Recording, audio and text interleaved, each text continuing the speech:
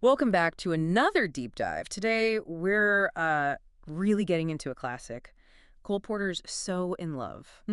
It feels like just a beautiful love song on the surface, but there's so much going on underneath. It's a perfect fit for, how we like to explore what makes these iconic songs tick. Absolutely. And for this one, our source gives us a really detailed look. The history, the personal stuff, the music itself, the whole package. Right. So our mission today is pretty clear that figure out why this particular ballad has had such staying power. Why does it still hit so hard? Exactly. We'll unpack, where it came from, the ideas behind those lyrics, how it was really built for its first singer. And why we're still talking about it. You might be surprised by what's packed into this seemingly simple song. Okay, so let's start with the basics. Where did So in Love actually originate? Well, as our source lays out, it was written specifically for Cole Porter's musical Kiss Me Kate back in 1948. Ah, Kiss Me Kate. Yeah, and this show was huge for Porter. It was a major comeback, really. He'd had that terrible horse riding accident in 37. Oh, right. I remember reading about that. Caused him chronic pain. Yeah, constant debilitating pain. And it definitely affected his productivity, his output for years. So Kiss Me Kate was, well, it was crucial. Wow. Okay, so that context is pretty significant. It wasn't just another job. And Kiss Me Kate itself, based on Shakespeare's Taming of the Shrew. That's an interesting setup. It really is, because the musical is about a divorced couple, actors, who are starring in a production of The Taming of the Shrew. Right, the play within a play thing, meta. Exactly, meta-theatrical. And that structure gave Porter this fantastic canvas to show off his versatility, Yeah. contrasting the onstage drama with the backstage stuff. And so In Love fits into that structure how? It comes fairly early on. It's sung by Lily, the actress playing Catherine, Mhm. about her ex-husband Fred, who's playing Petruchio opposite her. So it's her complicated feelings bubbling up as they're forced back together for the show. Precisely. It captures her renewed, maybe unwanted feelings for Fred.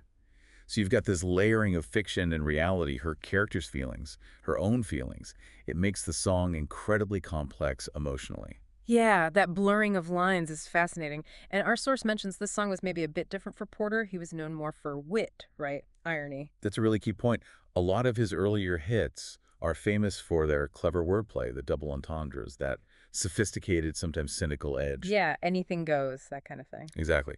But So in Love, Yeah. while still incredibly sophisticated, leans much more into raw, emotional sincerity. So what are the core themes then? Love, obviously, but Love, definitely, but also longing, vulnerability, the way Mm. passion can just persist even when things are messy or painful. that vulnerability, it makes you wonder. Our source hints that maybe Porter's own life experiences played into this, his relationship with Gerald Murphy, for instance, especially during a time when, well, things had to be hidden. It's hard not to see a possible connection there. I mean, Porter certainly knew about complex emotions, about longing, perhaps about love that couldn't always be openly expressed. That kind of deep personal experience could definitely inform the emotional weight you feel in this song. It adds another potential layer to appreciate. Okay, so anchoring it in time, Yeah. Kiss Me, Kate premiered when exactly? December 30th, 1948, New Century Theater in New York. And it was a smash hit, right? Oh, absolutely. A Yeah. monster hit, ran for, what, over 1,000 performances? 1,077, I think. Wow. And it won the very first Tony Award for Best Musical. The first one. That's amazing. Really cements its importance. No question. It's still one of Porter's most successful shows, revived all the time. Yeah. And So in Love was a huge part of that initial success and its enduring legacy. Okay, so let's talk about the song type. Our source calls it a torch song. Can you unpack that term a bit for us? Sure, a torch song traditionally is about carrying a torch for someone expressing unrequited love or lost love. They're often quite melancholic, emotionally intense. Sort of heartbreaking anthems. Kind of, yeah. Think smoky bars, late nights, that kind of vibe. Mm-hmm. But Porter, being Porter, elevates it How so? with his, sophisticated harmonies, the elegance of the lyrics. It's got that torch song intensity, but with a real musical refinement. And it works as more than just a solo piece. Definitely. While it's incredibly powerful, sung by Lily alone, it also gets arranged as a duet sometimes, highlighting that push and pull between her and Fred. Very versatile. Now, you mentioned the performer earlier, Patricia Morrison. Our source really stresses that Porter wrote this for her. Tailor-made. He absolutely did. This is where the crafting comes in. Morrison wasn't just any singer. She was classically trained, had this rich, powerful contralto voice. Contralto, so a deeper female voice. Right. perfect for conveying that kind of emotional depth and gravity the song needed. Porter knew her voice, knew her strengths. So how did he tailor it? Well, he used her full range. The melody has these long, sweeping lines that require serious breath control. It goes from quite low, intimate notes up to these really soaring, dramatic high points. Built for impact on stage. Exactly, that gradual build in intensity that was designed to maximize her theatrical presence, to really let her command the stage. And it wasn't just the voice, right? It was about her playing those dual roles. Lily, the actress, Catherine, the character. Precisely. The song had to work on both levels. It's Lily's personal confession, almost, but it also fits perfectly as a kind of soliloquy for Catherine within the Shakespearean play. So it blurs the lines. Yeah, it blurs lines beautifully. Morrison could use the song to express the inner turmoil of both the actress and the character she was playing. Really clever writing. Okay, let's really get into the words now. Our source does a close reading, which is always fascinating. It starts, "Strange, dear, but true, dear. When I'm close to you, dear." What jumps out there? Well, first off, that immediate contrast. Strange, but true. It sets up this feeling that defies logic, Love as this powerful, maybe irrational, but undeniable force. And the repetition of dear. Yeah, 3 times in 2 lines. It feels so tender, maybe a little bit fleeting. Creates this real intimacy right away. Our source also points out the nice use of sound assonance. Internal rhyme makes it very musical, even just to speak. Then comes that big romantic sweep. "The stars fill the sky, so in love with you am I." Classic stuff, but that word order. So in love with you am I. Yeah, it's slightly inverted, isn't it? Right. Why do that? Well, partly for the rhyme with sky, obviously.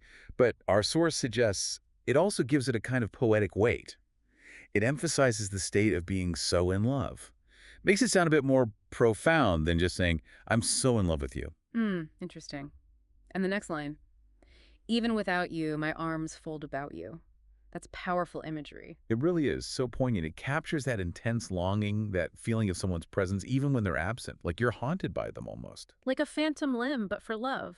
Kind of. Our source calls it a dreamlike state, this intense absorption in another person. And then that line comes back. Darling, why so in love with you am I? The darling feels important there. More intimate than dear. Yeah, it suggests this shared history, that deeper connection, even amidst the conflict between Fred and Lily.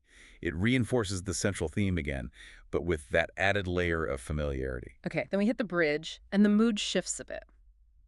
"In love with the night mysterious, the night when you first were there." We're going into memory now. Exactly. It shifts to the past, to the origin of these feelings. And calling the night mysterious, it adds this touch of magic, maybe fate. That initial encounter felt significant, transformative. And then, "In love with my joy delirious when I knew that you could care." Joy delirious?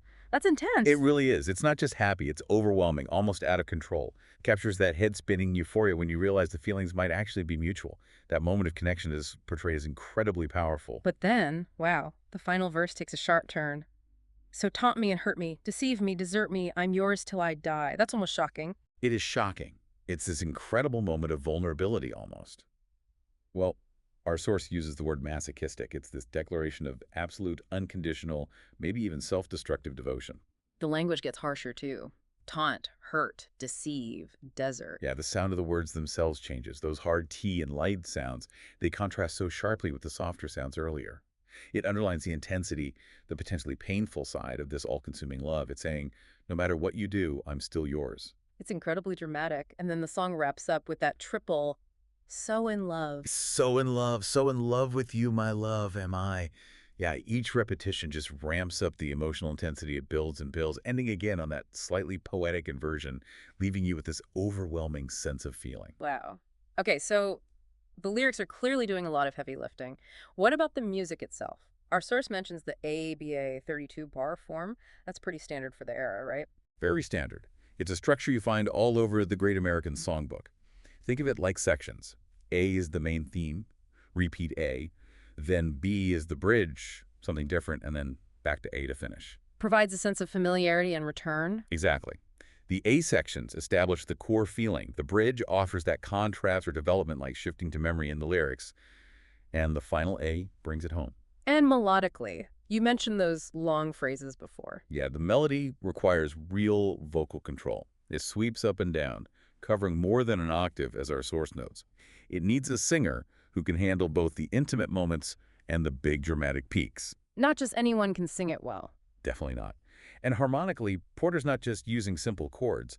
Our source talks about sophistication, secondary dominance, chromaticism. What does that mean in practice? Well, think of secondary dominance as chords that temporarily make you feel like you're heading towards a new key, even if you don't fully go there. They add tension and release, a bit of spice. Creates little harmonic detours. Kind of, yeah. And chromaticism means using notes that aren't strictly in the main scale of the key. They're often used to create smoother transitions or add emotional color, a sort of yearning quality sometimes. So the harmony isn't static. It's moving, shifting, mirroring the emotions. That's exactly what our source suggests. The harmony reflects that emotional instability in the lyrics. It supports the journey of the song, and the accompaniment usually matches that lush chords, flowing patterns. Creates that whole romantic, slightly turbulent atmosphere. Yeah, it all works together beautifully. No wonder it was an instant hit back in '48. Right. And our source mentions it wasn't just popular in the theater. Pop singers picked it up right away. Patti Page had a big hit with it in 1949. Reached number 13 on the Billboard charts, yeah. That shows it crossed over. Absolutely. It tapped into something universal, that experience of intense love, maybe even painful love. It resonated beyond the context of the musical. And it helped define Kiss Me Kate, didn't it? Showed it had real emotional depth alongside the comedy. For sure. It balanced the show's lighter moments and gave it substance. And its legacy since then, it's been covered by everyone, it seems. Pretty much. Our source lists people like Ella Fitzgerald, Peggy Lee, Katie Lang, even Placido Domingo and Audra McDonald. Jazz, pop, opera, musical theater. Each bringing their own flavor to it. Exactly. And that adaptability is key. The song is strong enough to handle all these different interpretations. Our source even mentions parodies. Huh. Even being parodied is a sign of its impact, right? It kind of is, yeah. It shows it's so well known and its structure so clear that you can parody it effectively while still acknowledging its power. And unlike some other Porter songs, maybe the ones with more suggestive lyrics. Right, the ones with the witty double meanings. Yeah. So In Love is much more direct emotionally.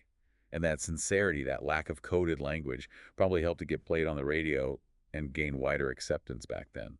Makes sense. So looking at Porter's whole career, where does So in Love fit?